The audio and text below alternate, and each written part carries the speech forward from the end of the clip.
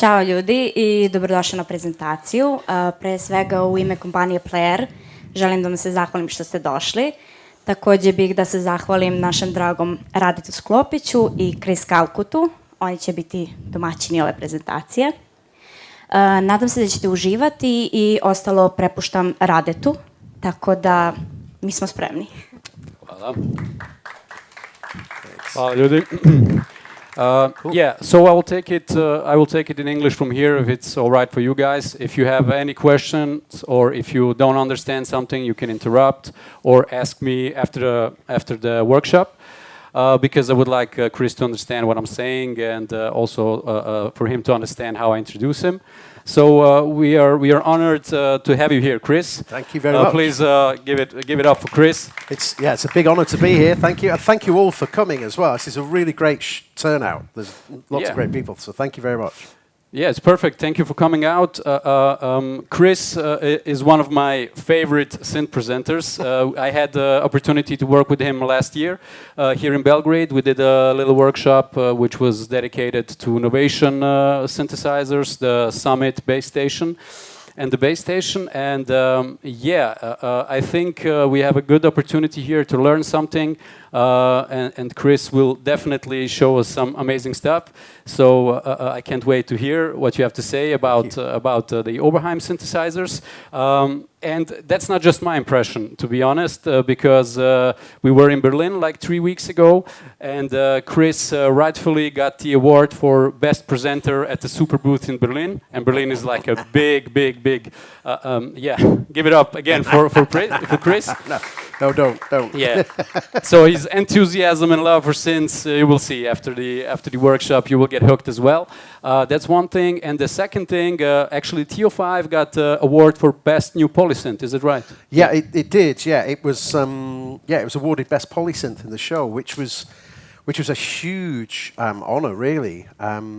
So yeah, it was a good show all over. And a good competition, I have to say. I tried some of the synths. It's a big deal actually. That's very nice. Yeah, there was a lot of alternatives for the for the best polysynth. But I was speaking to Nick Batt, the guy who is basically Sonic State. He's Mr. Sonic State. His impression was that he wanted to award the prize to something that was brand new and wasn't what we would call an iteration, the next sort of version 2 or something like this. So Teo was given its best polysynth, which was very nice. Yeah. Very nice. We will hear it, of course, today, and play with it and get you guys to know it. Let's get started. I guess knowing some of you here, some of you are my former students right now, and some people I don't know. The challenge today would be to kind of cover the whole spectrum, because I know there are some of you are like real synth nerds, so we have to kind of get to the good parts and advanced parts later. But I talked to Chris. The idea is to make it very educational today. That's kind of the main point. And I think it would be a good place to start would be to kind of go back to the beginning and start with explaining how basic subtractive synthesis actually works, how the synthesizer works, and then from there, when you guys, for those who don't understand, get the idea how things work, we can go and advance further to the really interesting parts, right? From this new technology. We plan to do some pretty crazy sound design later, which is nice. This is why we were listening to a bit of the Forbidden Planet just now, because that's a really nice kind of place to start for that. We can start by just sort of breaking down what is a synthesizer, what are the basically 3 things that make the synthesizer. And this is going to be super basic, so if you're already a synth head, this is not going to be news to you. But I think it's useful to start with. Bear with us. Yeah, great. So, and I'm going to start as well with the Teo. So just a quick point on the Teo-5 that we've got here. This was announced 3 weeks ago, as Raid said, over in Berlin at Superbooth, and this is the latest OBERHEIM synthesizer. Now, OBERHEIM, of course, have been around for a long time. We're going to talk a little bit about the history of Tom Oberheim and all that sort of thing. But Tom Oberheim's started his journey in synthesis in 1970. So, you know, it's 54 years since he started building stuff. So to have a brand new Oberheim synthesizer today is very exciting news. But as Raid says, this is a subtractive synthesizer. And so we'll just explore what that actually means. So I'm going to take this right back to what we call an initialized patch. By the way, can you all see it okay? Is it comfortable to see? Yeah, great. Okay, cool. We're going to take this back to what we call an initialized patch, or in Oberheim terms, we call it a basic program. And we're going to start off. So essentially, we've got three things that make up a subtractive synthesizer. We have the things that generate sounds. Okay, these are primarily the oscillators. The oscillators are electronic circuits that basically create a signal that moves very fast, in the thousands of times per second speed. An oscillation, it means it's moving up and down, you know, and this is what the oscillator is. Now, with subtractive synthesis, we have to subtract from these sounds. And this is where we have a filter. So a subtractive synth is very much based around what the filter does. And of course, the name filter suggests it removes, it filters things out. And that's what we have here. So these are the two main things that generate and produce the sound. And then we have modulation. We have the ability to change things over time with modulators, things that can modulate and change the sound. So these are the three things that make up a subtractive synth. And I've gone back to an initialized patch here, and we will just listen to one sawtooth waveform. Okay? And that's the initial starting point for the sound. I'm just going to turn this up a touch here. Oh, if I may use like a metaphor when we talk about subtractive, you can imagine like a sculpture. You have like a big piece of rock, and then you start to remove things, right? And you make the sculpture out of it. So that's the same here. You have like this initial sound is like the big rock, and then with the filter, we remove stuff. With amps, with everything else, we remove stuff and create like a sculpture, or in this case, we create the sound, right? Exactly right. That's a really great way of putting it as well. I like that a lot, Ray. Yeah, I might use that in the future. So here we go. I mean, this is our sawtooth waveform. Now, this is a very harmonic-rich waveform. There's a lot to do with this. There's a lot to play with. And we have different waveforms, of course. So this is set to a sawtooth, which is the most harmonically rich out of an analog synthesizer. We also have a square wave. Again, a very different kind of character and personality to that sound. And on this synthesizer, we have a triangle. Very soft and subtle sound. And actually, this is the closest on this synthesizer to a sine wave. The sine wave is the other waveform that analog circuits can produce. Now, we can actually combine these as well. So here we have all three turned on. And this is a very rich, again, lots of stuff in there, big rock to sculpt from. And let's move to the filter now. So the filter will remove the harmonics from the sound.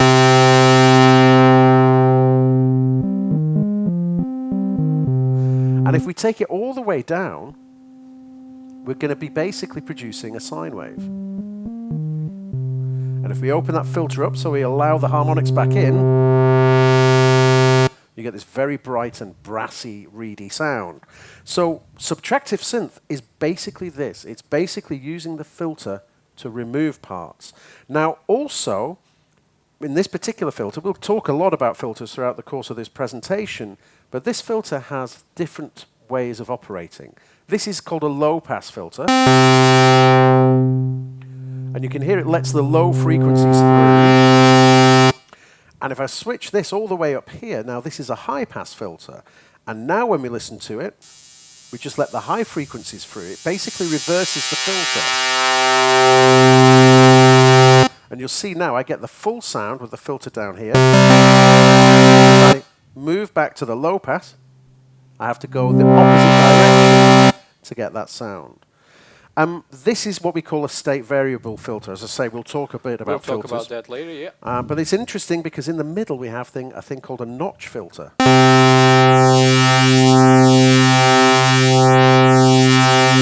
And this, again, is quite subtle. This is probably the most subtle of all the filters, but it gives you a different kind of flavor, again.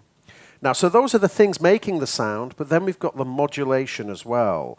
So we've got the oscillators here running at fast frequencies, audio rate frequencies we call this, and that means they're going to produce a pitch. But if you slow down pitch right down to the bottom, it becomes a low frequency oscillator. And we have here on this synthesizer 2 low frequency oscillators. These are still oscillators. They work in the same way as the oscillators we have here, but they're much slower. And this means we can use these to move sound. So I'm going to put my cutoff down here. Go to a low pass.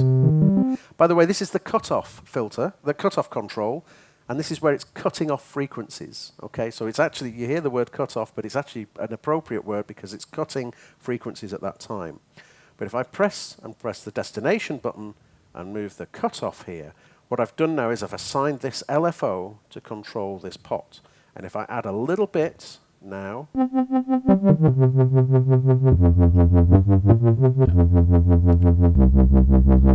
you can hear there that this filter, basically this is now an automation. I mean, I could do the same thing here. Yeah. But I can't do that anywhere near as precisely or as quick. So this modulation is doing that for me, and that makes it a very nice system for changing the sound. I can increase the speed of this LFO to very, very fast speeds. I can change the shape. Let's move it to a sawtooth. So this is a ramp going up. I can move it to a ramp going down, which is my favorite for a filter. Yeah. We can move it to a square. So this is now on and off. And then we have sample and hold, which is random. So all that is doing is moving this pot for me, basically. So like that's an LFO. Additional hand for you. Like a It's helper. like Yeah. many hands, Many hands, yeah. yeah. So that's an LFO, and the other type of modulation we talk about a lot are envelopes as well. And envelopes are things that we can manually shape to be the shape that we want. Now, on this synthesizer, we have the envelope here connected again to the filter. This is directly connected to the filter at this moment. So I can just, maybe I can open the filter up a bit. And if I add some attack to this now, and some amount,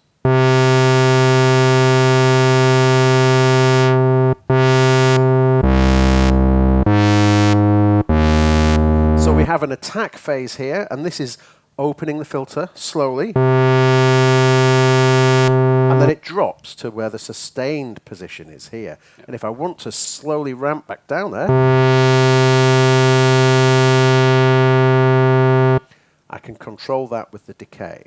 Yep. So again, this is a bit like an LFO, but it's once. It doesn't repeat. You fire it and it triggers once, and I have more control over the shape of that. Yep. So this combination of 3 things, oscillators to produce sound, filter to color and remove and shape the sound, and then the modulators to add movement and control to that sound.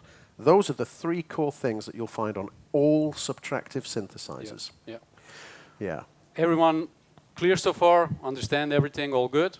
Yeah. So we covered the basics. The basics. I think it's just an interesting thing to just add on to that very quickly is that subtractive is one type of synthesis. Yeah, of course. As well. Yeah. You know, you may hear people talking about FM synthesis, frequency modulation. We'll explore a little bit of that with this synthesizer as well. That's basically a different type of synthesis. You don't generally have filters for that. You use oscillators to move other oscillators in very, very fast speeds to create what we call frequency modulation. Again, a type of modulation. So that's another type of synthesis. The other one that I think is very fascinating, and I think this is the next grey area for synthesis personally, is additive synthesis as well.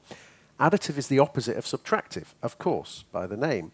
But additive is basically working with sine waves, the most basic, raw, fundamental waveform that we can produce, and adding more sine waves together to produce different sounds. It's a very interesting topic. but we're going to focus today on subtractive. Yeah, yeah. Very good, thanks. Yeah, so we done, now we covered the introduction. Hopefully everyone has a understanding of how things work here with synthesizers. And before we go on, can you play like one patch just for them to hear? I mean, we heard like the initial sound, how the rock looks like from the beginning. Yeah. But play something that they can hear how complicated it can get, how advanced it can get. Well, it doesn't have to be the most advanced thing, but I mean, this. Okay, well, let's see if we go for something like this.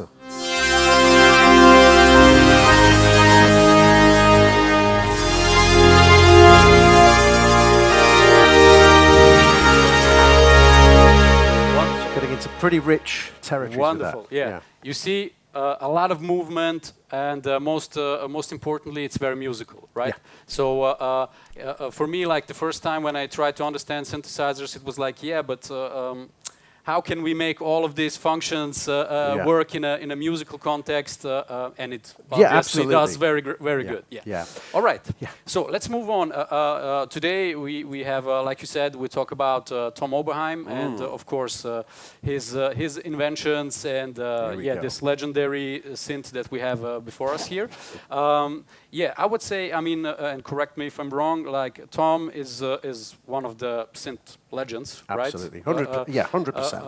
For me, if I kind of have to make a list, if someone asks me who is like the greatest synthesizer builder, I don't say there's one who is the greatest, but let's say Dave Smith is definitely somebody who comes to my mind, even for me personally, before Bob Moog, for some reason, because I like his stuff. And for the students of the FDU, you also very well know what MIDI is, right? So Dave Smith, who built the sequential synthesizers, is actually the inventor, or at least co-inventor of MIDI, right? Yeah, absolutely. He worked with Kakahachi-san from Roland. Yeah, also great mind. Yeah. And I think in 1980 or maybe 81, they worked together as two separate companies, but decided that there were a lot of great synthesizers at this time, but they didn't speak together particularly well. So they developed a language that allowed different instruments to communicate with each other, and this was the Musical Instrument Digital Interface, or MIDI. So so Dave was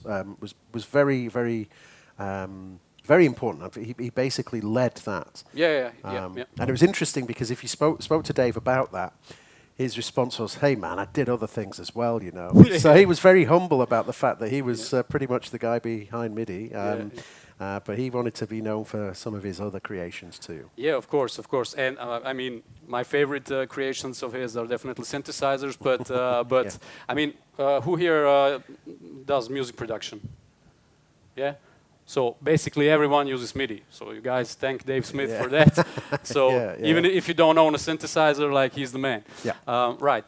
So let's mention one more that is also particularly, I mean, we like that guy as well very much, and that is Chris Calcuttom, right? Oh, for sure, Especially you worked with him, you had the opportunity to work he with was him. a good friend of mine, Chris. I mean, I should sort of put a little context to all the names that we're using here. You know, Dave Smith, Tom Oberheim, Chris Calcuttom.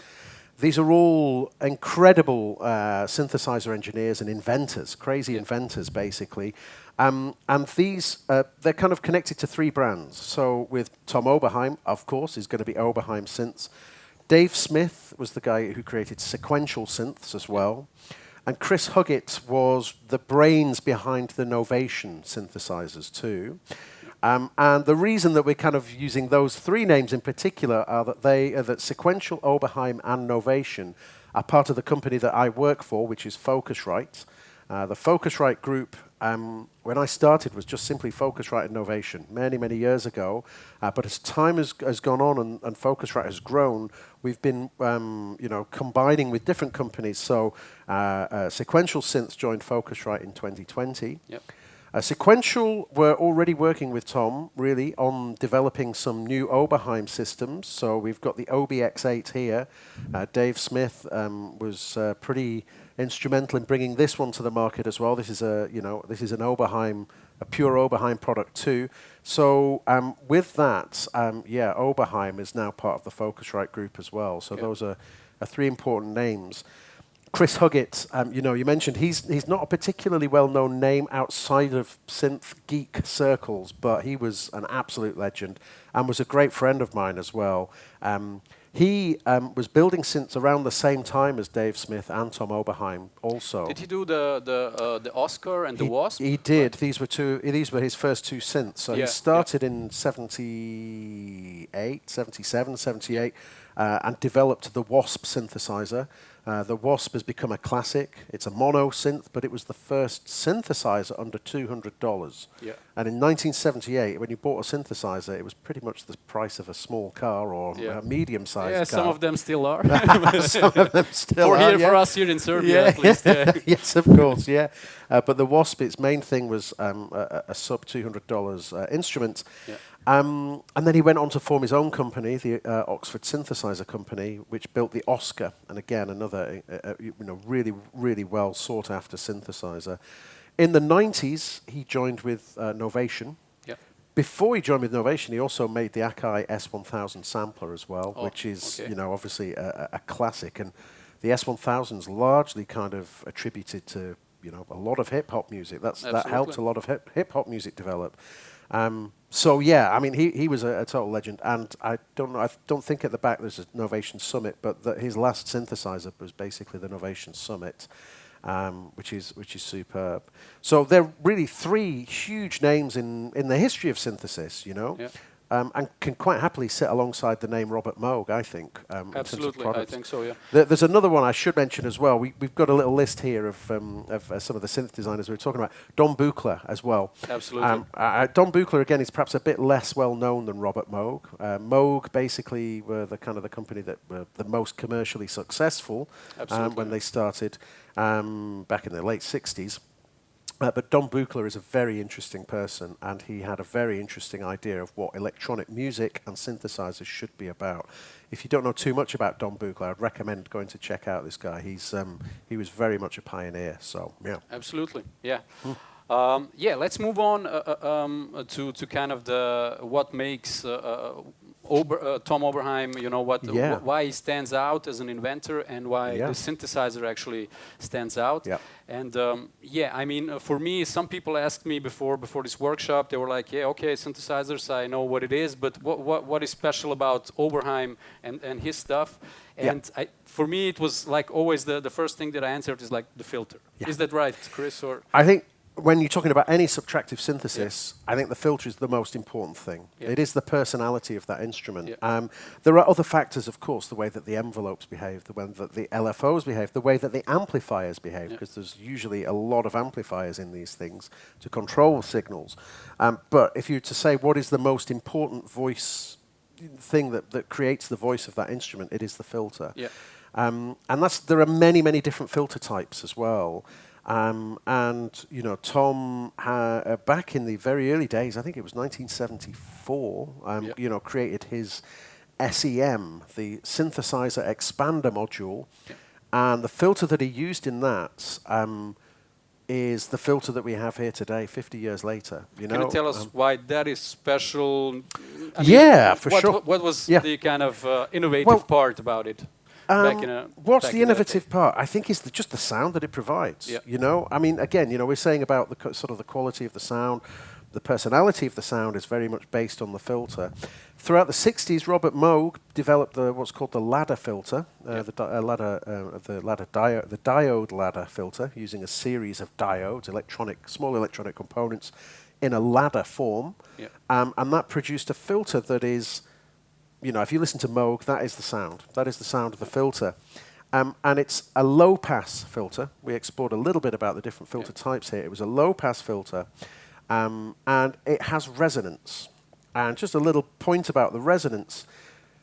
Actually, let me just demonstrate this, I guess is probably a good thing. So we've got our low-pass. You hear that passing the low down. Let's just get that volume up again. Okay. Okay, you can hear that low passing through. Switch sure thing. Yeah, we'll go here. Sorry, And then we have the resonance, and the resonance is a peak that is thrown into the filter just at the point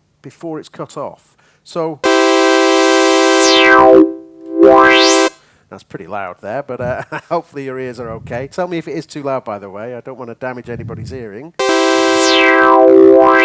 But you can hear that emphasis just at the point where it is being cut off. Take it off. It's not there. Put it in. It's very there. different, yeah. It's a very different sound. Now, the Moog ladder filter, when you increase the resonance, actually sucks the bass out of the signal. That is just the nature of that particular filter circuit design. So you increase the resonance and the low end goes. With the SEM filter, that doesn't happen. It adds the brightness in, but the low end is not taken away. Can you play a lower note for us to hear? Yeah, sure. Let's go down. That's it. Yeah.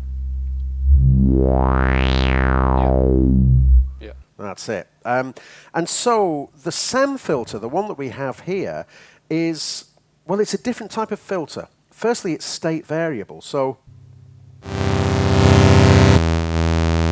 it moves through low pass, into notch, into high pass. So already it has a few more kind of capabilities than the standard Moog ladder filter. And also it's got this resonance, as I say. It doesn't remove the bass. Now the SEM filter, and this is where we get a little technical, apologies, but I'll try to explain it. The Moog ladder filter is a 24 dB per octave filter. What does that mean? So for every octave of frequency change we make here, we remove 24 dB of the signal, okay? And so for every octave I move, I quieten down the signal by 24 dB. This is a 12 dB per octave signal, so it basically it's half as aggressive, let's say, in terms of the removal of the volume from the signal. So that means it's a very kind of very sort of smooth sounding filter in the way it's not as aggressive as 24 dB. So it leaves, when we talk about low pass, I mean, it leaves more high frequencies as you, a little bit more high frequencies as you go down. I guess it does, but I guess the point is you've got a bit more kind of resolution of the cutoff with it because, you know, you've got a bit more travel before you're actually taking away the same amount of volume there. Yeah. Now, another interesting thing about analog filters is that, you know, the Bob Moog ladder filter self-resonated. A lot of analog filters will self-resonate. And what does that mean? Or self-oscillate, I beg your pardon. The resonance will self-oscillate. That means that a filter, even though it's designed to filter out sounds from your oscillators, if you crank the resonance on full, it will actually turn into its own oscillator. It will self-oscillate and become a pure sine wave. Yeah. The SEM filter won't do that. And what that means is you can crank that resonance, but you won't get that self-oscillation, which gives the filter a bit more space to act in a musical context, I think. And so, yeah, I mean, if we just... It's almost like a voice singing on top of the oscillator. You know, if you hear the sort of, what is it called? The Russian sort of singing where you're kind of doing overtone singing and that sort of thing. You know, it's almost like that sort of flavour to it. And so this filter has quite a different sound to a lot of other filters.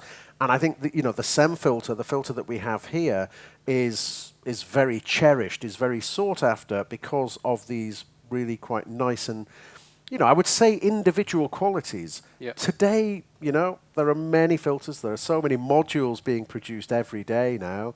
And some of them use the SEM filter, some of them use OTA, operational transconductance amplifier filters, which is complicated, long name. To be honest, this is an OTA filter, but it's, we say it's the SEM filter because of the personality it has. But there's so many filter choices these days. But back in 1974, when, you know, you were actually at the very beginning of this sort of technology, you know, it was just thought of as being the filter. Yeah. And you know, it's kind of responsible for kind of sounds like this one. I mean, this is, you know, obviously it's patch 101 on the synth, and it's called It's an Oberheim, and you kind of listen to it and you know instantly that it's an Oberheim. Yeah, that's it.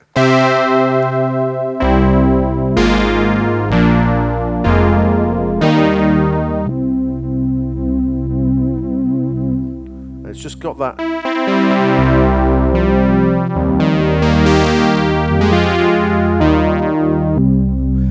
It's just got that Oberheim sound immediately, and that's really because of the SEM filter that we have here. So yeah, I think it is it's important. So all in all, the main let's say the main star of the game in the Oberheim synthesizer world is actually the filter. Should we say that? Yeah, like the main thing. Yeah, of course. I'd say that is the case for any subtractive synthesizer. Yeah. Okay. Any subtractive synthesizer, not just Oberheim, not just sequential or Novation. Moog, any synthesizer, the filter is the most important thing. At the end of the day, if we go back to the basic patch again, this is a sawtooth. And a sawtooth on this synthesizer will be slightly different, but will be very, very difficult to really hear the key differences between a sawtooth on a Moog or the sawtooth on a Novation or any other synthesizer. The building blocks that we have here, yeah, sure, the circuitry will be slightly different, and there'll be slightly different, kind of very slightly different shades to the sound, but it's the filter that does all the work and gives it that personality. So actually, when somebody loves like a particular synth, it's mostly they love the filter probably the most. That's kind of the kind of the first thing. Absolutely, yeah. Okay, yeah, wonderful, thank you. Let's dive in one let's say a step forward and find out why or on which songs and soundtracks Oberheim was kind of popular at the time when it came out. Okay. What did we say?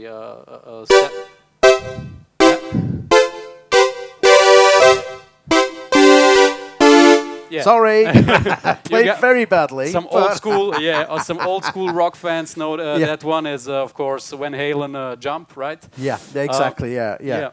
So it was very popular in the 80s because, especially, of course, because of the sound. Yeah. But the other thing I think that we could also thank Dave Smith and all these guys actually that we named before is they made synthesizer that are actually portable, that are actually usable in a like live setup and stuff like that. Yeah. So I think Oberheim did a great job as well there. Right? Absolutely. I mean, it's interesting. You say portable, and I mean, if you look at the TO here, it's a very small instrument. It's quite a short keyboard. Yeah. The one in front of Raid here is the OBX8. Yeah. Back in 1980, this was thought of as very portable. And, today, I mean, I think, wow. And you look at the small synths, little modules and stuff like this, they're uber portable. But you're quite right. Back in the time, a synthesizer was probably as big as this desk, to be honest. There were huge things. I mean, I'll just swipe back here just to go through a little bit of the timeline for Tom, because absolutely, start off. I mean, it started in 1970. This wasn't a synthesizer. This was a ring modulator, and he just experimented and built this. And some film composers heard about this and asked him to build them for the Beneath the Planet of the Apes film. So a lot of the sounds that you hear on that is actually done with this. This was Tom's first step into design, electronics. Then he built the first real phaser as well, which is the phase shifter here, 1972. Then in 73, he built a sequencer. At the time, there were not too many, there were no computers really available. I mean, obviously there were computers, but they were as big as a house and very, very expensive. And we needed some way of being able to play electronic musical instruments. So the sequencer came around. And then in 74, this is the SEM. This is the original SEM. And you can see it's a very small, incredibly portable synth. A lot more portable than the OBX8 today. Definitely. And this is the first synth that Tom made. And the synthesizer expander module was to expand the sequencer. Yeah. So this was to give the sequencer that he'd built a sound that they could perform and play with. And then through the mid-70s, he did a multi-effects processor, of course, the USS-1. But then if we go through past the phaser again, 74, and the filter, so lots of effects here. But eventually we get to 75. 4 voice. And then things started to kind of be put together. And the 4 voice is basically 4 of the SEM filters. But what's happening here is there were no polyphonic synths at this time. So in 75, it was really the first commercially available poly synth. And what he did was... was it before the... sorry that I interrupt. Before the Prophet 5? Yep. Yeah, the Prophet 5 came in 78, and that was the first fully programmable. Programmable, right. But this is really the first commercially available poly synth. Yeah. And the way that this was managed, you can see here, we have 4 of the individual SEM modules in there to give it 4 voices And then we had a voice management system here as well. Quite a small keyboard. This was classed as portable. Yeah, all right. And I mean, I've carried one of these. They're not that portable. They're very big. And then we moved beyond that. And we did the 2 voice as well, which is two voices. But then if we move through to 76, you see this monster, the 8 voice. Now, the OBX8 has 8 voices. And this is about the third of the size of the 8 voice. And you can see this basically it is 8 of the SEM modules in there and a voice management system down here on the side.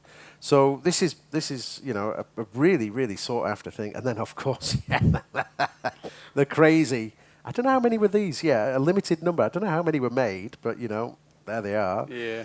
And then we move into kind of a new era, around about 1977. This one had programmability on it, so we could capture and store presets on it. Yeah. And this predates the Prophet 5 as well. So, but was it also sold commercially, everything? Like the whole package? Or? The OB1 or the OB1, yeah. This went into the market. I don't know how many of them there are. You don't really hear too much about the OB1, but it meant that you could store presets on there. And again, in the late 70s, this was something that you just could not do. So this was a big, big advantage and a big change in the technology that was available. So just presets are actually, you design a sound and you can save them, that you can recall later for gigs or anything, which is kind of important thing. Absolutely. and today we just take this totally for granted. Absolutely. I mean, there are still synthesizers today that don't have presets, and some people absolutely love the way that's the case. But we take it for granted that you want a piano sound, you find the piano sound, there it is. You want the string sound, you find the string sound, there it is. Back in the 70s, you couldn't do that. And if you were on stage as well, this was a big deal for people playing on stage. You had to reprogram the synth on stage as you were performing, and that is kind of a crazy idea, really. Doing sound design while you're actually on stage and performing your live set. Yeah, for sure. Additional skill, actually. I think so, yeah. Perfect, and then anyway, we get to 1979, so we're really at the end of the decade here now, and the OBX came through. And the OBX was Oberheim's first polyphonic and fully programmable. So this had presets, it was polyphonic, and I think it was, it was available in 4, 6, and 8 voice versions. Yep. And you can see the OBX here, and the OBX8 there, and obviously there's, a lot of looking back to the OBX. Yep. And the OBX was a huge advance in synthesizer technology at this time. And this is why, it's become so well loved and used on so many hits back at that time. These were expensive instruments.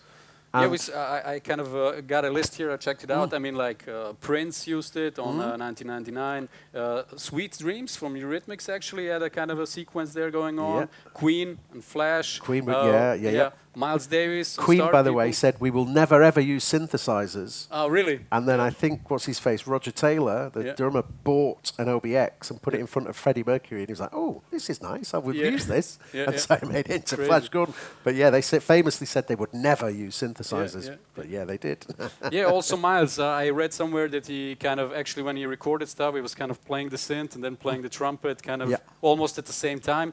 So check out the Star People song, and I think it's the album also where a lot of these synthesizers actually used.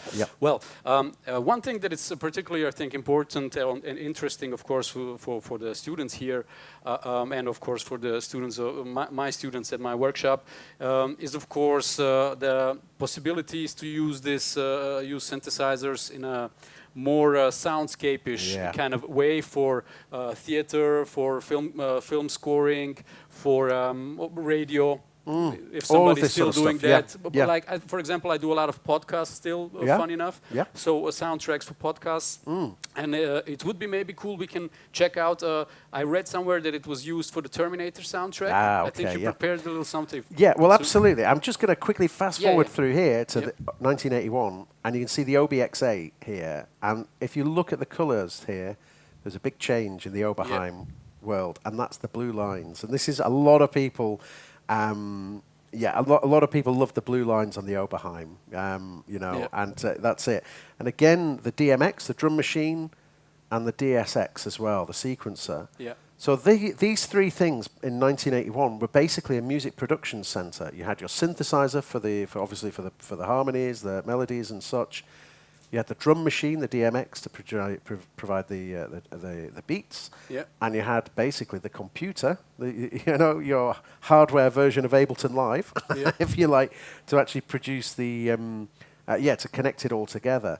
Now, if I can find the video, where is it? It's on this page, isn't it? Let me just come here.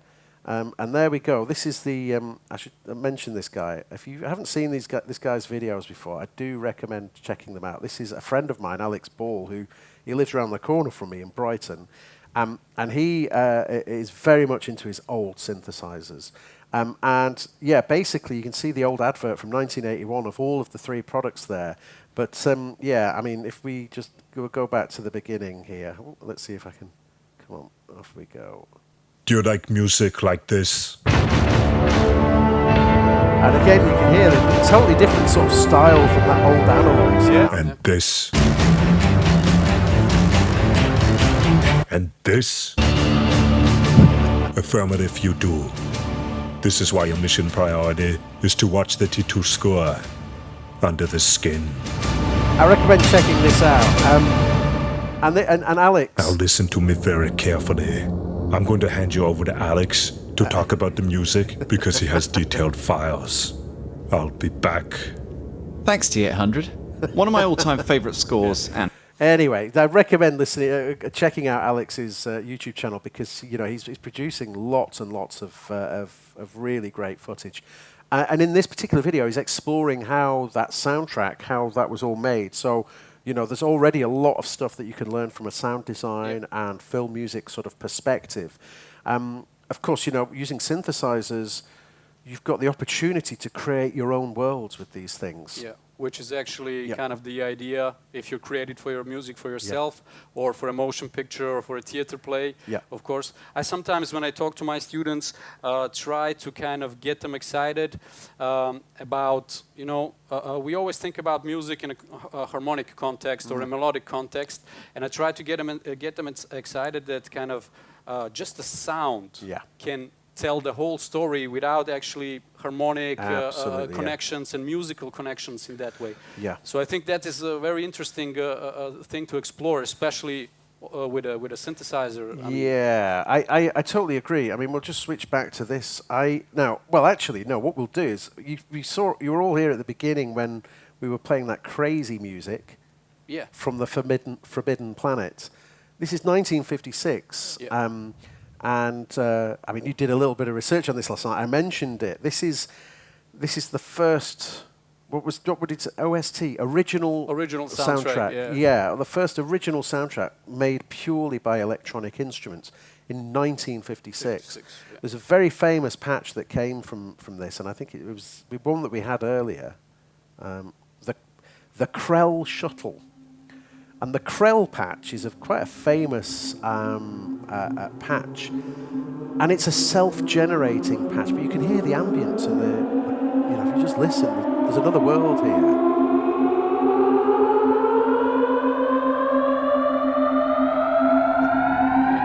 If we just move along a little bit, there's texture, there's atmosphere, there's nature in there as well. And I mean, again, I recommend researching the Krell patch if you're interested in this sort of thing. And what's really happening here is that we've got this kind of self-generating sort of set of patches. And a modern synthesizer like this is actually perfect for doing that sort of thing. Now, of course, you've got your nice kind of jump kind of patch. Thing, but you can go into all sorts of places as well. I mean, and this is using a whole load of modulation and connecting different parts of the synthesizer together. And I guess if I move the mod wheel. Very interesting, yeah. You can go into this kind of world as well. So, I mean, a synthesizer like this is perfectly capable of doing that sort of thing. You know, you can make your bass sounds. He says. I was going to say hopefully quickly, but... you know, okay, I'm not really pushing it too much. But you can get that kind of bass sound, or you can get this kind of sound from this kind of synthesizer. To explore, I mean, maybe we could do a little bit of sort of...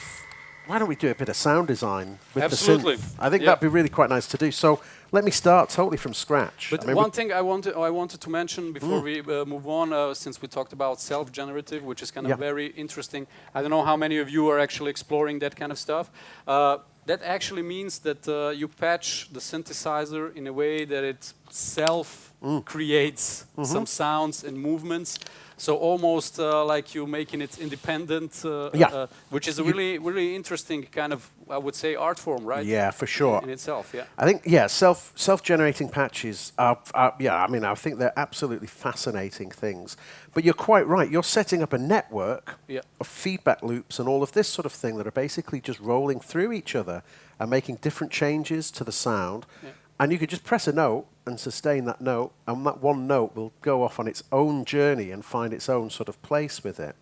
And basically, it's essentially based around loops, modulation loops that you can set to places. So, I mean, let's see. It's going to be an interesting challenge to do this from scratch. But we've got, there we go. We'll go back to a sawtooth. We'll switch it into a sine. I keep saying this is a triangle. It's not a sine, but just to get it a nice little feel there.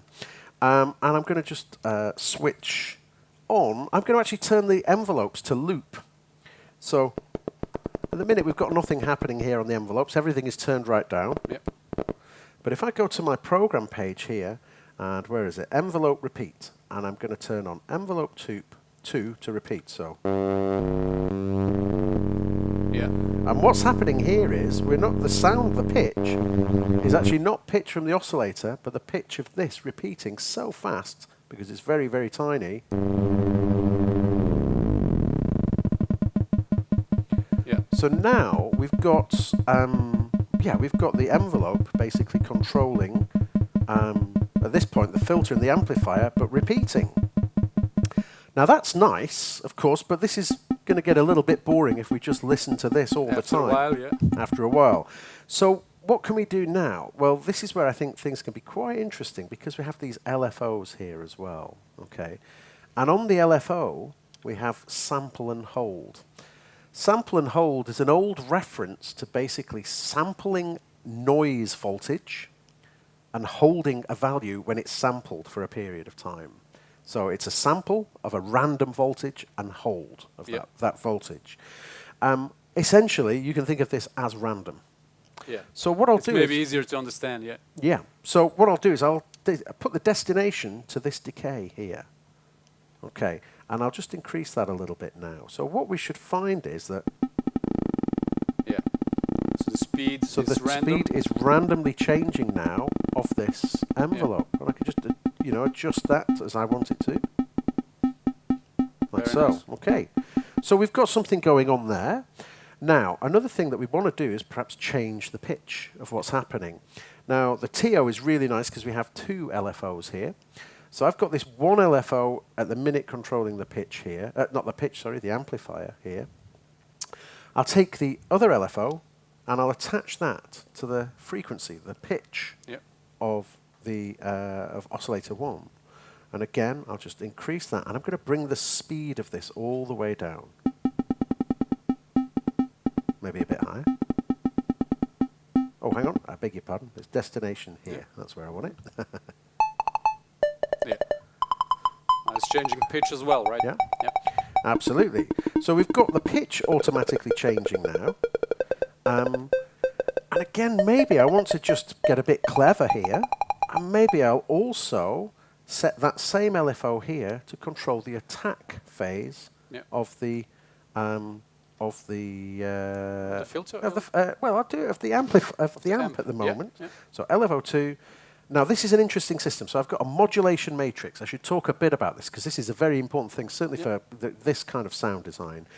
The modulation matrix is basically turning this polyphonic instrument with all these knobs on the top into a modular synth.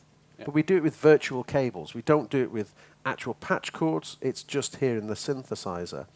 And so I can press and hold the source, and I want LFO2, this LFO, sorry, this LFO, to be the source. I want the destination. Now I'm going to put it to the attack of the envelope here. And again, now I'll add an amount to that. So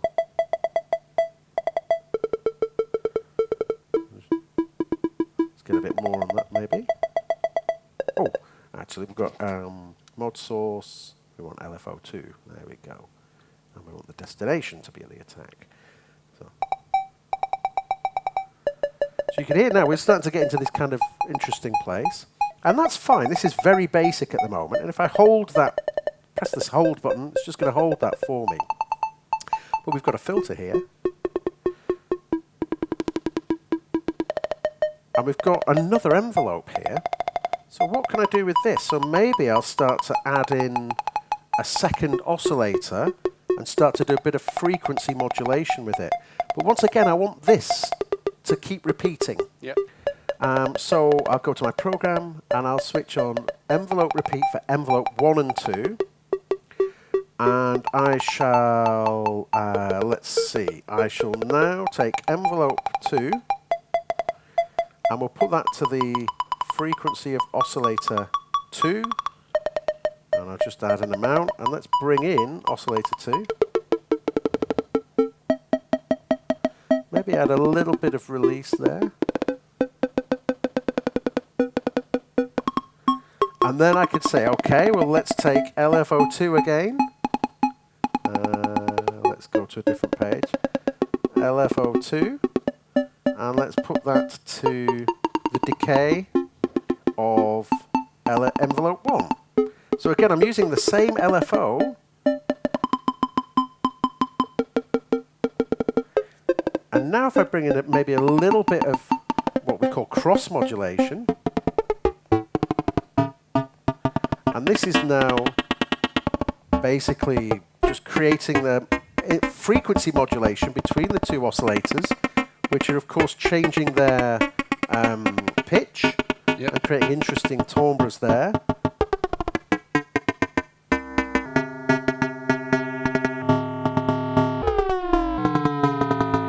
At the minute we're not doing any modulation on the filter here, so maybe I can do some of that as well.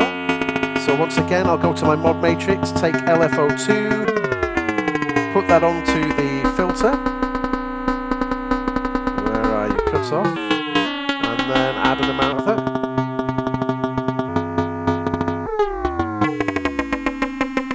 We're getting into some pretty interesting sort of areas now. Let's maybe just slow it down a little bit.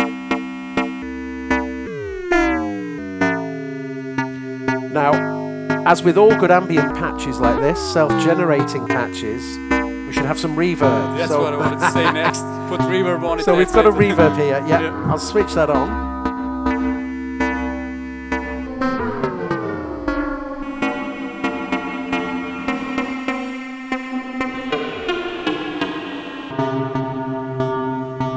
Perfect for a sci-fi horror movie sort of thing. And we're kind of getting into that Krell world now. Now, at the minute, we're just listening to middle C, so I'm going to bring it down an octave. Crazy. And now we're into a much more kind of interesting, sort of new world kind of sound. Again, we've got all the controls here to play with as well.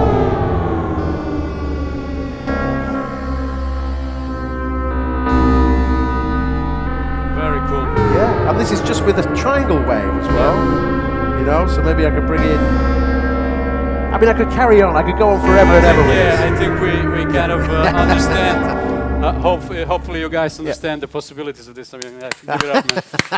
Very dope. Well, it was fun, I enjoyed myself there. Very dope, very dope. Yeah. So I guess the point is we're trying to make, you can use this instrument, of course, in a very musical way, in a band context, in a whatever you want, making different genres musically. But like you heard with Chris's patch here, it can get very ambient-ish. It can get very interesting in that soundscape type of thing. So yeah, I think for anyone who is really like a lover of sound design and a student who wants to kind of explore all the possibilities, of course, synthesizers next to kind of recording things on tape and effects pedals and everything, all those things, I think that is a super tool to kind of get into that. So perfect. Yeah. Yeah, it's Perfect. good fun. And that's the other thing, it's good fun, you know. Yeah. You know, on a Friday night, you know, as I'm a bit older now and I've got a kid and stuff, my kid goes to bed and then I'll, instead of going out clubbing now, I'll just sit in front of this thing for a night and just, you know, have fun making sounds. And sometimes I don't even record it, you know. I just have the fun in the moment for, you know, with Absolutely. that. So I totally understand that because I mean I do music composition and stuff, but like sound design is for me like a separate process. So like you, I just cook up like a black tea, sit down on my synthesizers and kind of start making sounds. I save them because presets great. Save my sounds and then after like 1 month or 2, I go back to it, listen to it, and actually find some inspiration to do a track with it. That's it. Yeah, it's very, very cool to explore. Well, we had it like the abstract kind of thing of sound design. Let's check out maybe some musical for patches, sure. like So 1 or 2. I think it's a good shout. Let's see if I can. I'm going to go back to bank 1. And where is it? It's called Landing Pad. I just really love this. It's in here somewhere. No, maybe it's bank 2. Landing pad. There it is. And I mean, this is kind of half generative, but not as well. So if I just kind of, let's just go for a.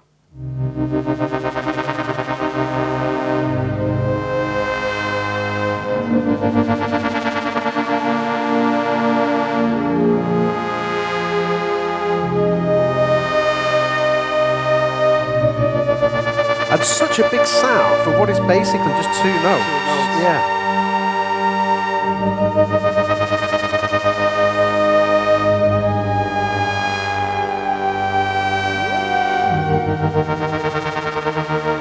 Very beautiful. I found this patch, and I mean, if I may indulge myself a little bit by explaining it, because I thought at one point, I heard this patch, I thought, this is great. We've got an LFO speeding up, changing the filter, doing something really nice. And I actually discovered that the LFOs, I don't think the LFOs are actually connected to anything. I'm not sure. Let's have a look. I'll go over to the LFO section at the end here. Oh, it's going to the frequency. LFO is not doing anything. LFO 1 is not doing anything. LFO 2 is only going to the frequency, which I believe is... So, you know, so what the hell was going on? And then I realized that this is using the ring modulator. Now, here's an interesting thing. So this is an Oberheim of 2024. If we scroll all the way back up to 1970, 54 years ago. Like the first thing. There's the ring modulator. Yeah. And this is the first thing that Tom ever made. And it was just his kind of accident falling into the industry, into synthesizer and sound design. And here, I've got, I don't know if you can see, you can't maybe see on the screen, but this is set to the ring modulator. And here is the ring modulator. If I was to take the reverb off.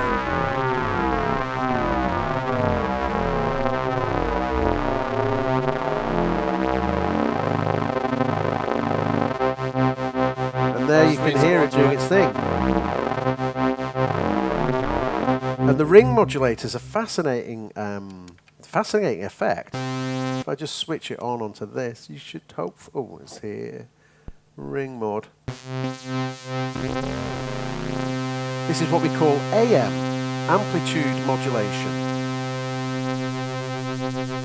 And what is that? Well, basically, with FM, frequency modulation, you take an oscillator and you start to modulate something. For FM synthesis, it's modulating different oscillators. But with AM, it's amplitude modulation. Yeah. And amplitude modulation is amplitude, is volume. So the ring modulator is basically just making the volumes go up and down very quickly. And you can actually just try this as well with in the mod matrix. So if I go to LFO 1, and then amp, right? Yeah, so LFO 1, and I'm going to stick this to oscillator 1 level. Yep. And I'm going to put it, oh, hang on, why have I done that? How have I managed to do that? There we go. I'm going to put that on full. And I'm going to turn the oscillator level down. So what we should have is the LFO is doing the same thing now. Let me just get back to the volume, bring that up. And as I increase the volume here, the speed, sorry.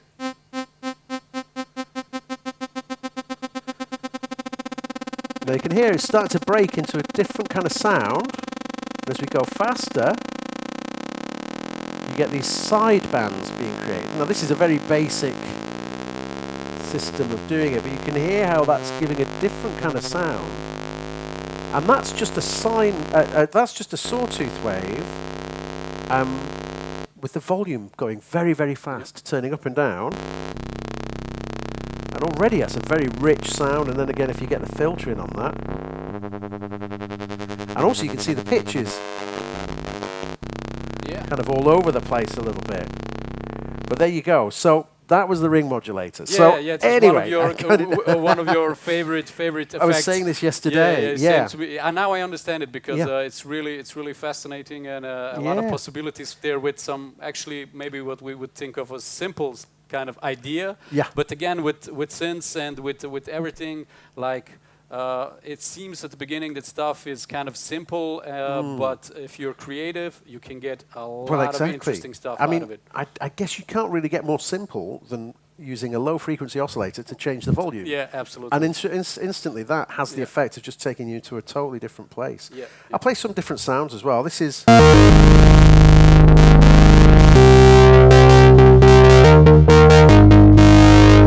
Again, a typical kind of sound that you could use in any kind of dance track or that sort of thing. I don't know what this one is. We'll try it out. Already beautiful. Yeah.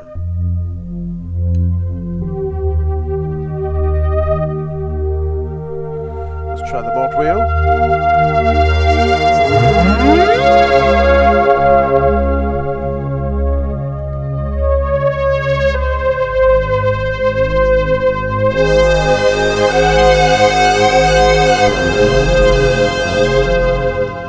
So, you know. Very beautiful, very beautiful. Yeah. And then this one, I Crazy. think this is kind of pretty fragile. You hear it breaking up again with kind of some weird modulation there. This, I know, this is Gus from Sequential. This is named after his dog, Zuma.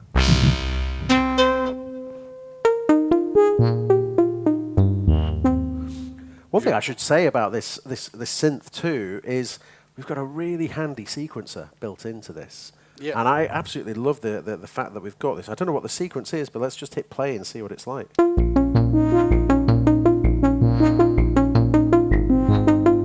you've got an instant, you've got the thing running straight away, and this frees my hands now to kind of...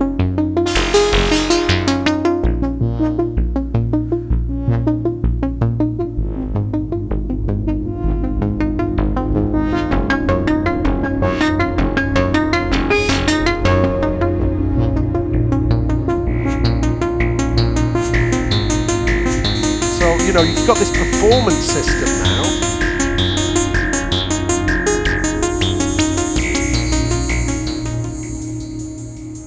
Very beautiful. Yeah, so the sequencer on there can take you to some really nice places as well.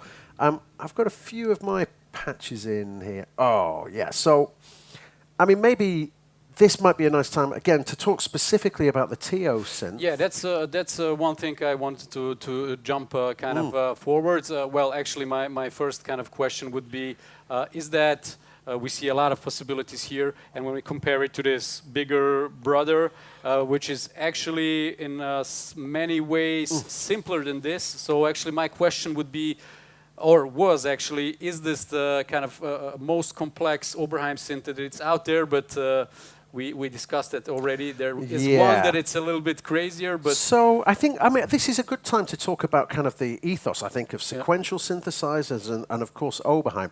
It's no secret that Sequential and Oberheim are the same engineers. They're two separate brands, and they have two separate kind of personalities in terms of what they produce. But the guys building the stuff is the same team, based in San Francisco, in the States there. And Dave Smith, obviously, the legend that is Dave Smith, he had a very strong philosophy of kind of what you see is what you get on the panel of a synthesizer. Now with the Teo here, and also the Take 5, which I think we've got one at the back there. I think you guys, your students here, had the Take 5 for I don't know, a month or maybe, so you're familiar with it a little bit. It's actually quite similar in the casing and in the many chassis ways, is the same. It's the same layout. It's the same keyboard mechanism, and actually, largely, it's a very similar architecture. But the oscillators and the filter are different in this of one. course, so this is how it gets that new thing. Now, Dave Smith, as I say, was very much into the philosophy of what you see is what you get. And if we look at the OBX8, now there is a menu in there, but pretty much everything is on the top panel. On this, pretty much everything is on the top panel, but if you want to go deeper, it is. But if you look at things like the Prophet 5, or the Prophet 6, or the OB6, which is an Oberheim sequential collaboration from a good few years ago, the Trigon 6, there is no menu. There is no additional functionality other than what you have on the top panel. And I think, if you consider what the Oberheim synthesizers were in 1981, 1982, 1984, all these old Oberheim X, Oberheim XA, Oberheim OB8, all of these, there's a lot to think about. But they were, what you see is what you get. So you only have the top panel control. With this Oberheim, it's an Oberheim through and through, but it has more. It has effects. It's got a huge modulation matrix. It's got through 0 FM. We should talk about that side of things. So it has got FM on here as well. So really, this is the most kind of modern take on the Oberheim sound. There was the Matrix synth, the Oberheim Matrix 12. Right. Back in kind of mid to late 80s, I think, and that you could argue that perhaps had more complexity to it. But again, if we have a look at it, which is down at the bottom here, you'll see that it wasn't particularly easy to really program. So there's the Matrix 6, the Matrix 1000, and then there's a lot of menu diving. And there's the Matrix 6 with membranes and. Here we go. The Matrix 12, you kind of needed to understand how to punch in the sounds here with the keyboard here, and only, I think, was it 8 pots or 16 pots and stuff. So, not particularly easy to control and to sound design with. Very powerful. You can see here 47 modulation destinations and 27 modulation sources. That's a lot. That's still crazy for even today's standards. It is. I mean, I think the Teo, I've got it written down here somewhere in my little, my work PowerPoint presentation, which thankfully we didn't have to use. So hang on, let's just go through all of where did it go? I think I put a note of it in here somewhere. Maybe I just put it in my actual notes. Modulation matrix. Here we go. Should be there, 64. Okay. So 19 sources and 64 destinations. So actually, I take it back. I think this is the most complex. We learned something today as well. So very good. I'm pleased we did that. So this is actually, you could say is the most complex Oberheim synth developed. To this day, To this day. But I mean, we can, we've got the OBX8 here, and people might say, well, okay, so the idea of this one is that this is a low-cost synth. Now, I say low-cost with, how can I put this? With salt. Reservations. I can't deny it. Sequential synths and Oberheim synths are very expensive. I mean, if you look to buy an OB8 now, you'll be paying, I think I saw a Matrix 12, the one that we just saw there, 17,000 euros. This was at the beginning of the year in Rome, second-hand, beaten up. You buy that, it's going to cost, it is the price of a nice car. Absolutely. And And yeah, and it's going to be a lifetime of getting it serviced and looking after it and investing in keeping that thing running. 17,000. So, you know, in perspective, actually, it's kind of okay, but they're not cheap, you know, and I totally understand that. The TO-5 here gives you 5 voices, and it's going to be, when it's in the stores, which should be at the end of this month and the beginning of next month, it will be around about 1699 euros.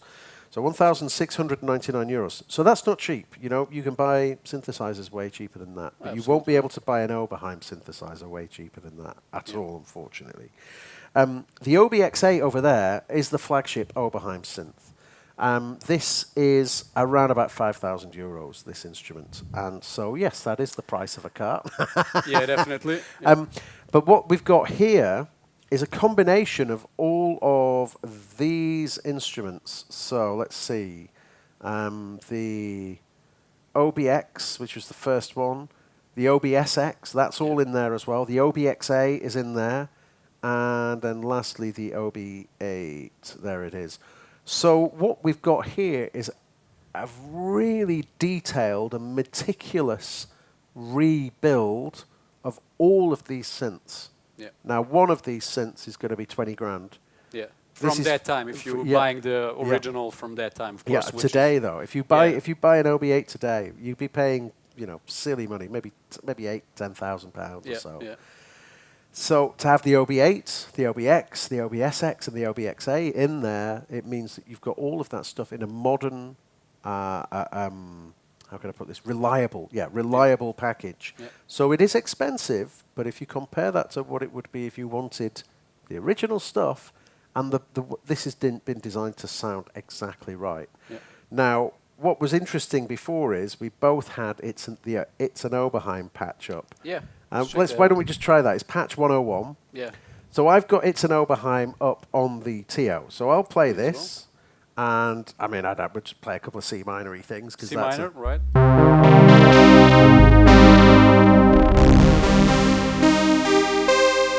right, let's go. Oh, an octave down, maybe? I can go an octave down.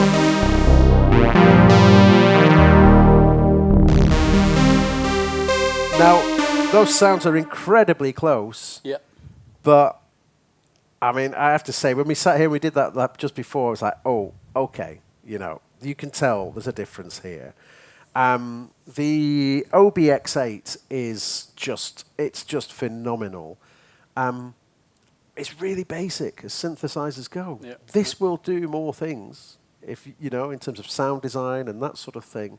But what we've got here is the sound, the original sound, just the attention to detail of the sound. Yeah, it's polished and really exactly. Superb, yeah. Marcus Ryle, who was a guy who worked with Tom Oberheim throughout this period, throughout the 80s, and in fact, Marcus Ryle was pretty much the guy who worked on all of these synths from the OBX through. He rejoined Sequential full-time more recently, but especially for this project, and man, that guy's detailed. He, you couldn't get anything past him. You couldn't if we make it a little bit more modern by adding this to it, it's like, no, that's not original. It has to be original.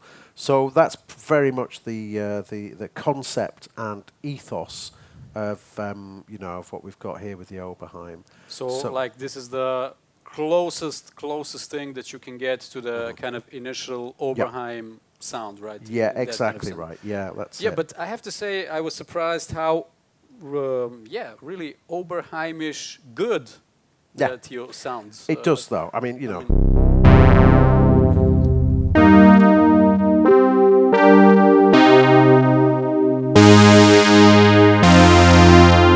It's got the Oberheim sound without a doubt.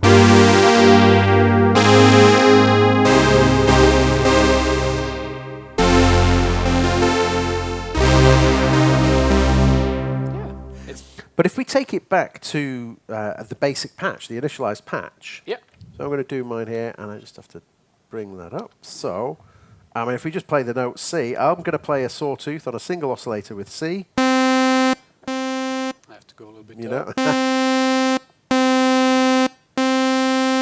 Can you hear the difference? It's pretty much there, isn't it? It's just, Yeah. you know. Let's try the square as well. This might be a bit more different. So if you can, yeah. So just up in the no, it's here? up on the on the oscillator section in the middle. Yeah. You see your red switch. Pulse. No. There you go. Just that's it. So you're square now. Yeah, or it's a little bit loud. Sorry, yeah, I'm cheating. Yeah, Very close. Yeah. very close indeed. They might say, well, why is that 5K, and this is 16? But actually, this has got 3 or 4 different filters in it, analog filters, and you can switch those in as you want. This has got the single SEM filter in it. This is 8 voices. This is a full 61 note keyboard. This is bitimbral. This means it can play 2 sounds at the same time. There's a lot of reasons as to why this is has got it. But if you break that down into the basic format of, I was saying earlier about the filter being the most important thing. These square waves, there's 3,000 euros worth of difference in between them.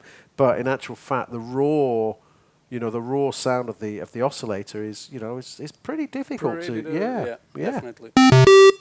There we go. Yeah. Yeah. So. Yeah. Yeah. Yeah, I think we got into pretty much a lot of details with the sound design stuff. I don't know. I think maybe if someone is interested, you can, of course, the whole structure. Do you want to explain the whole structure? There's a couple of things that I think would be really kind of interesting to explain about this, if that's okay. Yeah. Sure. Yeah. I mean, we should probably ask. Does anybody have any questions at so this far. time? Are we kind of covering the right sort of things for you guys as well? Yeah. All good. Okay. Good. I mean, you can. We will. We'll do so. Have a think. If you've got questions, and also if you don't want to ask the question in the audience, that's fine. Just come and speak to myself or Raid afterwards. And we'll talk you through things. But what I'm wondering, there's a couple of things that I think are interesting on the Teo specifically. Yeah. Now, on the OBX8 there is a little section called Xmod, crossmod. Yeah. Like on the Prophet. Exactly. 6 as well, so the right? Prophet, it started off on the Prophet 5, and I think it was on the Prophet 5 originally, which is the sequential circuits polysynth, and that is FM. We've spoken a bit about FM today. And what is FM? Well, I think maybe we'll just explore what it is in its basic form initially. Now, we spoke about subtractive synthesis, okay? So that is, subtractive synthesis is oscillators, then into filter. But another type of synthesis you could do is using frequency modulation. Now, I have 2 oscillators on this synthesizer, oscillator 1 and oscillator 2. Now, I'm going to just quickly change the pitch of oscillator 1 there. And what I can do is I can take the second oscillator here and make this oscillator produce a sound at a certain frequency, speed. But if I apply this oscillator to it, I can make that oscillator move up and down very quickly at the same time as it's producing its waveform. So we're basically adding these, kind of multiplying, I should say, these waveforms together. Now here is a triangle wave. In fact, no, I'll tell you what, we'll go to my special demo patch, which is here, yeah. So here is a triangle wave, like so. And on this knob here, or this mod wheel here, I've set it so that oscillator 2 will start to frequency modulate oscillator 1. Yeah. So if we just listen to this single note, and I just change the FM,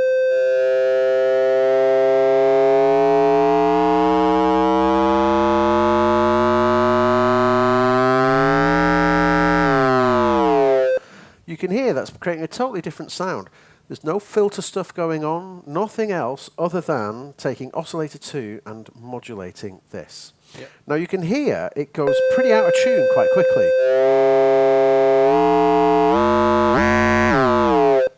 And that's quite an unusual inharmonic sound. It's not particularly sweet and pleasing to the ears. It's great for sound design. You can make lovely bell sounds and all that sort of stuff from it. But in terms of musicality, it's a little bit lacking. Now, this is what we call exponential FM. There are different styles of FM. Exponential FM is just taking this oscillator, which is behaving like a normal oscillator, and frequency modulating this oscillator. This is what we call exponential. But there is also linear FM, which I don't have on here, but what I do have, and this is the best type for musical behavior, we have linear through zero FM. And so here is exponential again, just so we reacquaint ourselves. Now you can kind of find a tuning spot, but as you change the FM amount, it does go out of tune. Okay, but here, the pot that's labeled cross mod is actually using through zero FM. And so everything stays in tune. Yeah. This is the first time ever we've had through zero FM cross modulation on any Oberheim or any sequential synth as well. So actually, this is really quite a big thing for the for us to have. Now I think if I remember, I've got the envelope on the. Let's go down.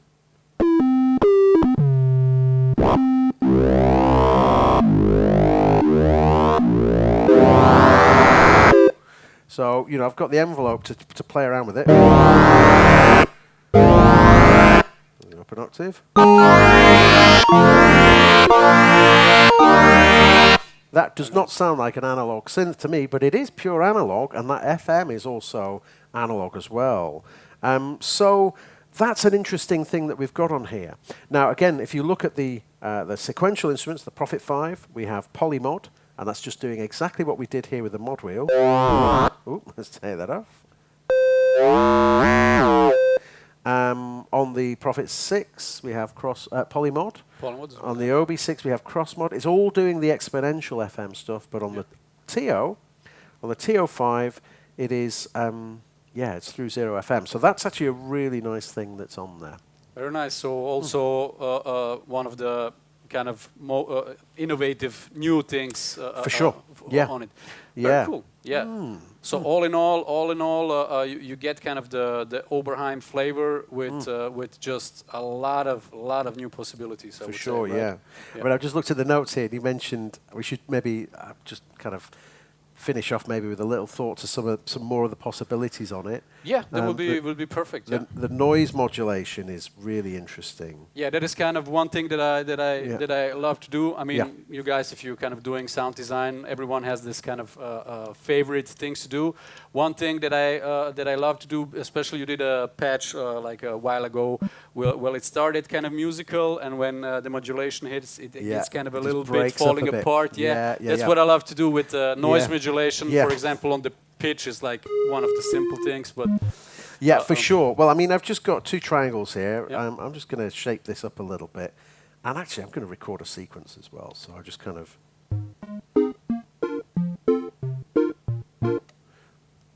that'll do. Okay, so we've got the filter here. Let's bring the resonance up a little bit. And in the mod settings here, we've got a lot of options. Well, as we found out, we have 19 sources and 64 destinations. One of the 19 sources is, where is it? Noise. Yeah, there we go. And now the noise is modulating the cutoff. And actually, I'll just take this down to 0. And then I'll go through to my mod wheel, and I'll add that to being modulation slot 1. So now I've got the noise going to the cutoff controlled by this. Yeah. It's still very musical, but it has like this dusty flavor to it. Yeah, I love it. Nice. And again, if we just add a bit of reverb to that.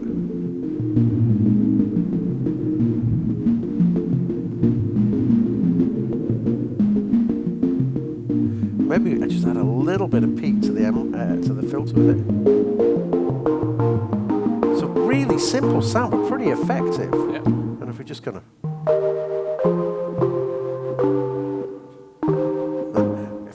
what to play, of course. But so that's an interesting one. Now, of course, we've got that going to the cutoff. But you could say, well, actually, what I'd prefer to do is take the noise and add that to all the oscillators as well. So let's just... Might need to add a little bit more to it this time. And you can make it pretty mad. Go out of hand, yeah.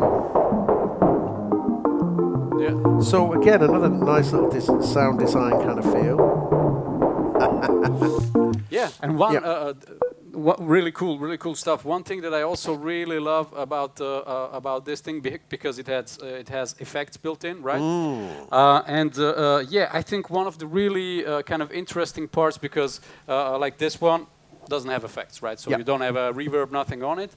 So of course you can say, yeah, we'll buy just like really good effect pedal, like reverb pedal, and put it, or delay pedal, and hook it up and get the same. But one thing that I really like about this synthesizer and, for example, the Raid Kyu or the Summit, is that you actually can modulate those effects, right? Yeah, for sure, absolutely. And that's really some really cool stuff, right? Yeah, you can do some pretty interesting stuff with that. So again, I'll just go to basic patch and just get a filtered down 2 oscillator, slightly detuned sound here.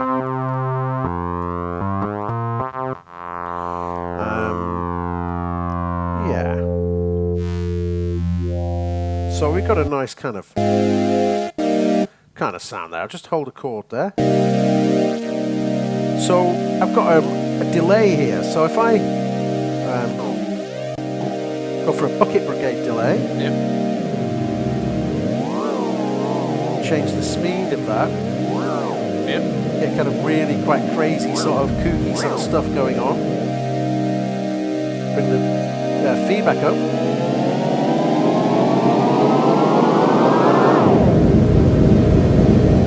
So what we can actually do is say, okay, well, let's take the LFO, random LFO, the sample and hold, put that to the time, the speed, and we can just add an amount to it, and just let's see kind of what happens with that. So we're playing around with the speed of the... it sounds pretty drunk now, but I like that. So actually, what the drum part we're hearing is not the oscillator; is actually the delay that it's repeating but changing in time, and it changes the pitch, right? Absolutely, that's right. And again, we could maybe add a sawtooth to maybe the reverb as well. Put it on full amount. Just bring that down.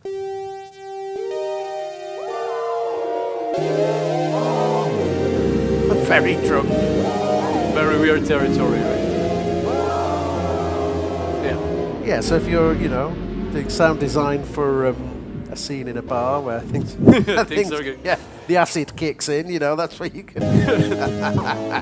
Yeah, of course, I mean, to understand kind of the context for demonstration purposes, we're taking it here to the extremes, this is right? Extreme, so, sure, in a musical context, if you take all this stuff and apply it very subtle, it can really create the kind of magic moments, the little movements, the little things that just make a sound interesting and not kind of dull through and boring. And I think another interesting thing, it sounds drunk at this moment, and that's because.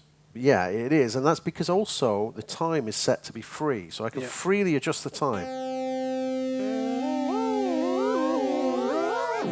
It's free, but if I put that onto a clock, what this means now is it's listening for timing, and so the delays will stay in time with the incoming clock, which is great. But if I then... Here now we're going to be in pitch. And this is one of my favorite tricks. Using ratios that are harmonically linked. I mean, I could go down a rabbit hole now. Probably won't. But reminds me of the we talked about the microcosm. Bliss pedals, that's it. The Terme, if somebody's playing guitar, Chase Bliss Terme. It goes in that direction. Very it really nice. does, and that's I think really interesting. And then again, if you sync the LFO. And you can get kind of interesting.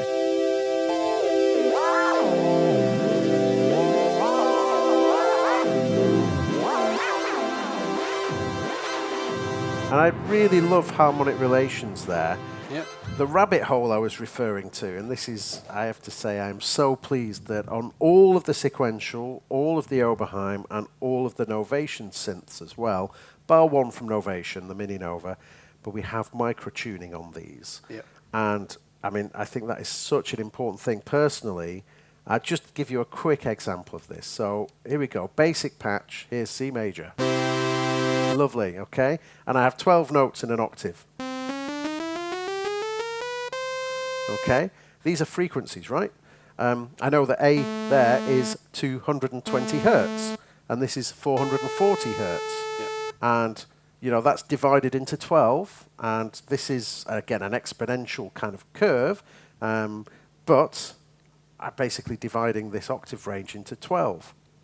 Now, numbers are infinite, you know. We have decimal points. We have the ability to go infinitely, infinitely small. But at the minute, I just have 12 notes in an infinite range to access. So it is actually really restraining. I mean, I was trying to go to sleep the other night, and I was thinking, you know, it's like looking out to the Big Bang. All right. And from where I was in bed, looking out to where the Big Bang began, and there are only 12 points on that I can actually use. Very restraining. And that is incredible. So, but on the voice, the program menu, we have a thing here that says scale, and this is where I think things are very interesting. I can create my user scales, and so here is C major. That's equal temperament. Oh, hang on, what's going on? That's out of tune to some.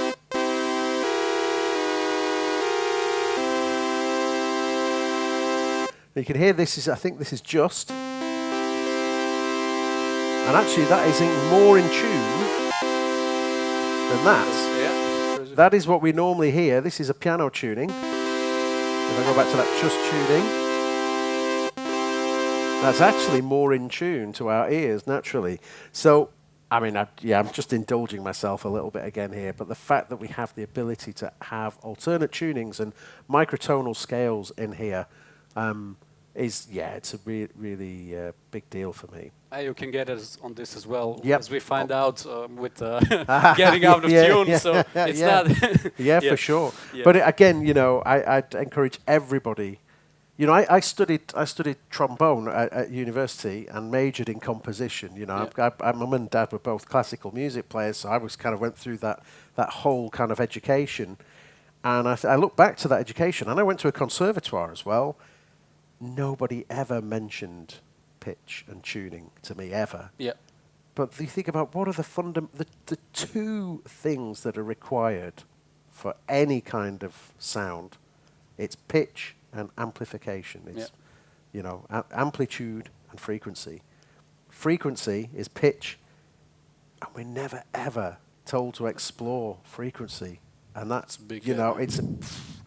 You know, I look back to my university days and say, "Come on, guys, can I get my money back?" Yeah. You only taught me less than half of what I should be thinking about. So anyway, there we go. But so microtunings, microtonalities, big deal for me. But yeah, I'm a bit of a geek about it. So yeah, that's in there too. Yeah, I think I guess we could wrap it up. If anyone kind of wants to get a detailed kind of overview of the instrument, I think it was way more interesting to explore the instrument rather than get a kind of manual presented to it. So anyone who is interested in the manual can get the manual from the TO-5 or any of the synths. You can, of course, ask any question you want right now or come up to us later. I've written down this kind of one question that is often asked, but I don't know if we have to go through it, and that is that classic question, analog versus digital. But I guess if we want to discuss this, we can start a brawl here. There's a lot of people shaking their heads. No. Not that question again. Yeah. So it's good. We can skip that one and kind of wrap it up. Yeah. I want to thank everyone for coming out. Hopefully you could learn something, and hopefully you can understand synthesizers a little bit more. And get inspired. Of course, we stay here. You can ask questions. Feel free to ask Chris anything or me. I'm here anyway. I'm from Belgrade, so if you have any questions, I'm like my students know from my workshop, I'm always ready to help out. Yeah, do you have any questions right now in the audience? Yeah. Yes. Oh. Yeah, we play afterwards. Yeah. So, Just a quick question. Can you repeat the... that's not working. Oh, we hear you. It's no problem. Yeah. It does work. Oh, okay, Yeah. no problem. So can you repeat the part about the sine wave? Because it's not readily available. It's Yeah. produced by triangle, you said? No. I keep slipping up, basically. The triangle is the closest to the sine wave. Yeah. You could imagine the sine wave is perfectly smooth. And the triangle is a triangle, so it has a peak on it. And, it is the closest in sound, for sure, to a sine. Triangle and shaping it the closest possible to sine wave. Well, we can't shape it. This is the sign that this is the sound that we're getting. Yeah. So basically, yeah, it's a triangle waveform from this one. There are Now- sorry, Chris. There's actually very few synthesizers that actually have the sine wave available, and one thing that it's actually one thing that can also get it if you have the when you can get the filter to self-oscillate, Yeah, right? you can Then you produce will it through get sine, kind of a yeah. sine wave. If you can kind of get it to play in tune, that will get you a sine wave. Yeah. But the base station has actually like a sine The wave. base right? station has got a sine wave on it, yeah. Yeah. On the sub and actually in the oscillator choice Yeah, as well. yeah. So you can achieve one there. But I keep mistakenly saying the sine wave when I'm meaning the triangle wave. And it's Maybe I didn't understand. yeah, apologies for that. I did try to correct myself every time I remembered that I'd said it the wrong way. But Just a quick question. There's two separate oscillators. yes, that's right, yes, yeah. Oscillator 1 and oscillator 2. And, here we've got, let's just turn them on, but we've got two oscillators here. In fact, let's do it on the sawtooth, we'll hear it better. And I have pitch for oscillator 1, pitch for oscillator 2, and I've got a detune for oscillator 2.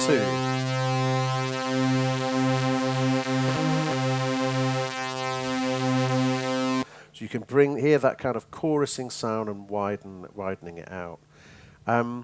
What's interesting is we've got 5 voices here, and we've also got a unison switch as well. I should probably just have a little bit of fun with unison while we're talking about it. But so here we've got, let's get it. Is that me? No, we're still recording there. That's good. Right, so you can hear them phasing. They're slightly out of tune here. You can hear them phasing. Now they're not phasing.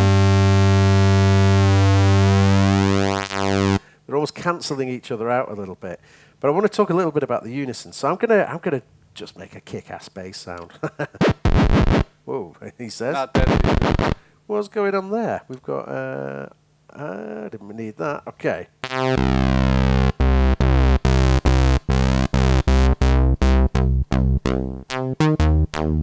Let's bring in the sub oscillator as well. Okay, that's pretty tasty as it is. But if I turn on unison, well, if I have it unison off, I can play that as a chord. It's not particularly useful sound, I don't think, for chord work, but if I turn on unison, it means I can only play one note at a time.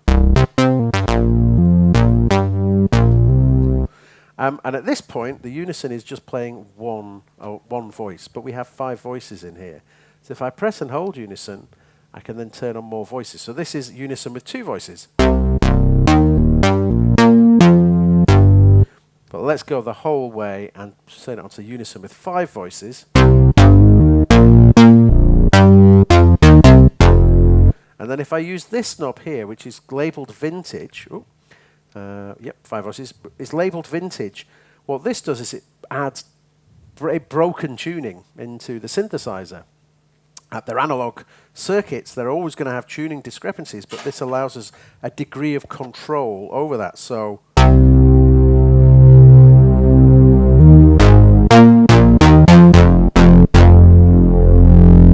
can hear it just goes into the center and pretty normal. broadens out with the vintage. And I can go into my program again, and let's see, unison detune. That's perhaps a bit too much, but I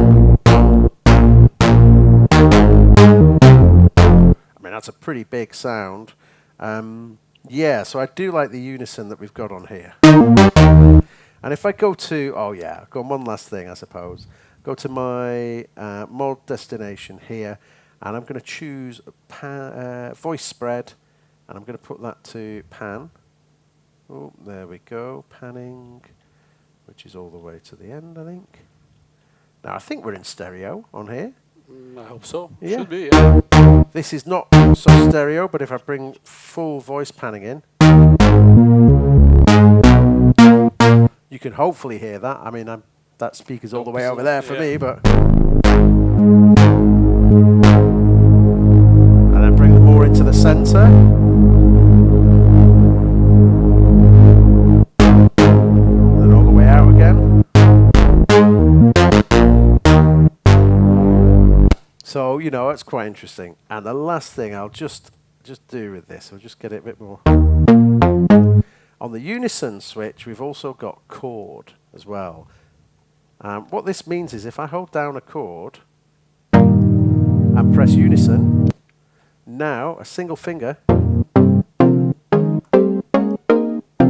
I really love that. It's such a nice thing to have, that kind of house chordy thing. Maybe I'd have played a better chord instead next time, but you've got it. And again, I can change that chord.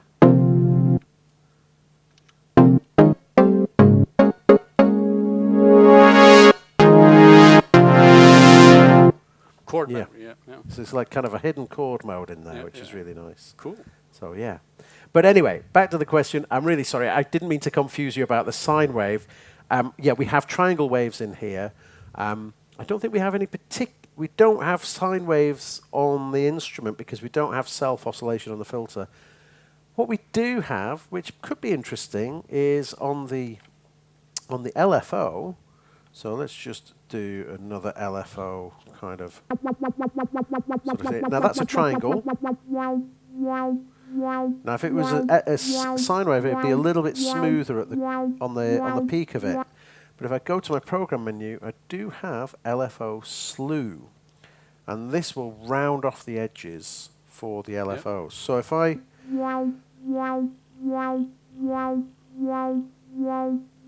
So that's more sine wavy. And I suppose if I turn the frequency up, it's kind of producing a sine wave, but it's not quite right. Again, you can do this on the square as well. Let's take it off. You can hear there it is. The square is basically on or off. And now with slew, we can round off the corners for that square. And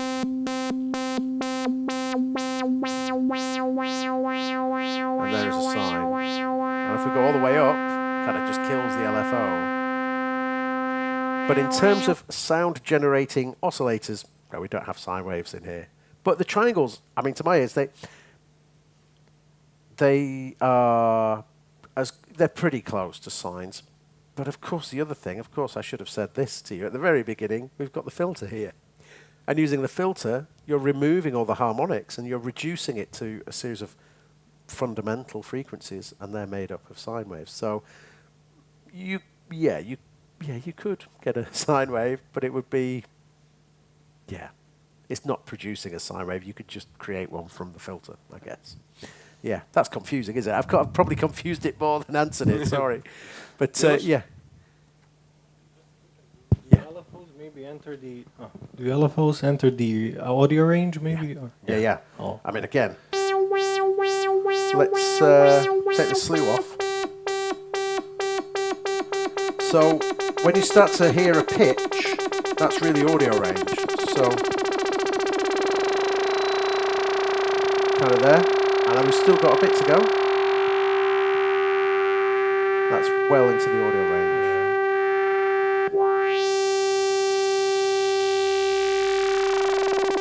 I was wondering, that can be used to produce sine wave, maybe.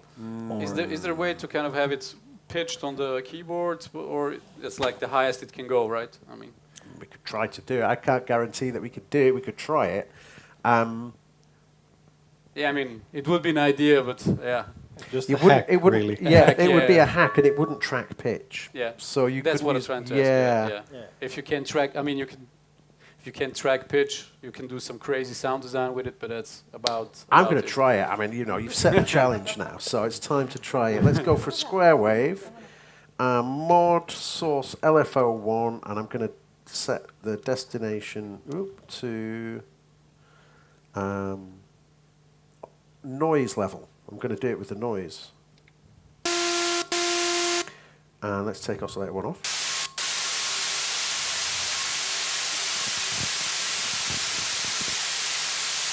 I need to turn the noise all the way down.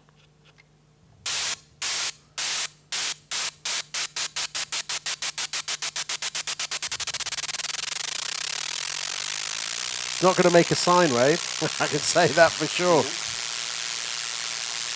But it's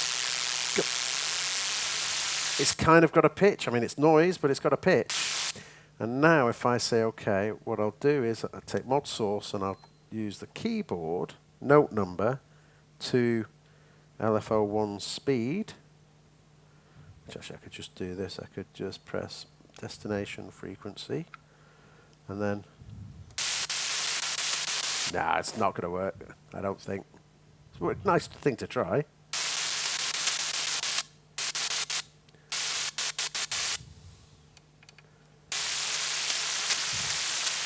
No.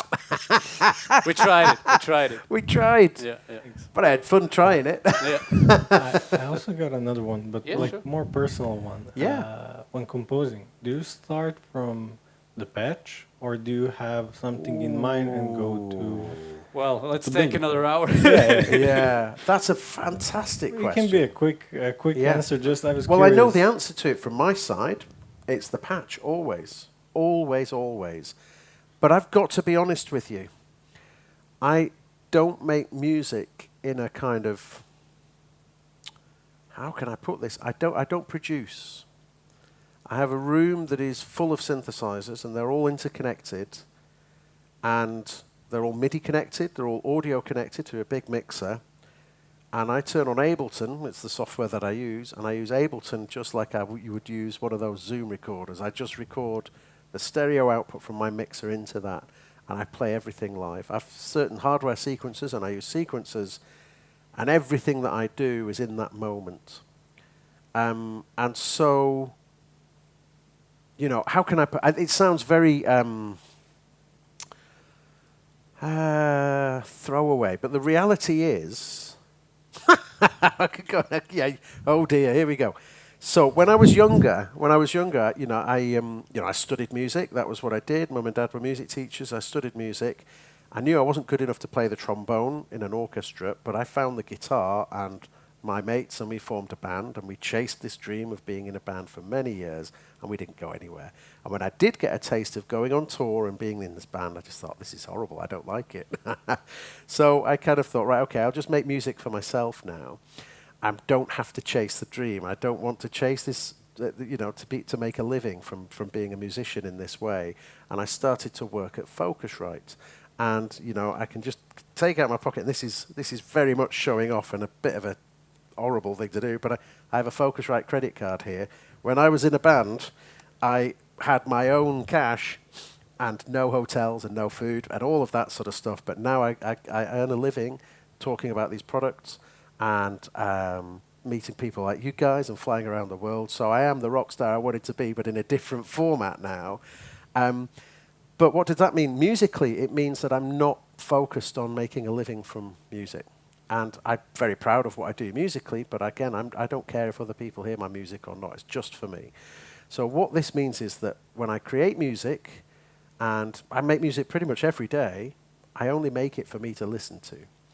And what does that mean? It means I explore what interests me. I'm not making music with a vision of this has to do this function. This has to do that. It's not commissioned. No, exactly. And so 100% of the time, unless I have to do something for work, so maybe I have to do a demonstration video where I've got to make it sound nice and accessible for everybody to kind of listen and think, hey, that synth sounds good. At that time, it is a commission, but so yes, there is a function for that. But for making music myself, I just want to experience that moment. It's free jazz, but in my synthesizer room, for me at this one time. So that's my answer, and it's and I haven't moved a mouse around on any DAW software for my own music in about 10 years. So yeah. So it's improvised in the moment, recorded. That's it. Like that's a it. concert from Keith Jarrett. Exactly, that's it. Yeah, that's it. Yeah. That's just my approach. And I used to be in a band. As I said, I've been in many bands. I am the whole band now. I'm the drums, the bass, the guitar, the vocals. Although I don't sing, but I'm everything, and I love that because there's no more arguments with the drummer. Say you're too slow, and he's saying, "No, you're too fast," and I'll be like this. So yeah. Nice. So yeah. Cool. Anyone else? Anything? I said we're here so we can discuss personally afterwards, but I think we covered like pretty much Done a everything. lot. Yeah. And it's nearly 2 hours, so thank you very much for Yeah, sitting guys were through great that. I mean, today. Yeah. I don't think I saw anybody fall asleep. That's well done, you guys. So yeah. Great job. Great job. Thank you. All right. Let's wrap it up. Again, Chris, one more time, thank you for coming out, for presenting and educating us.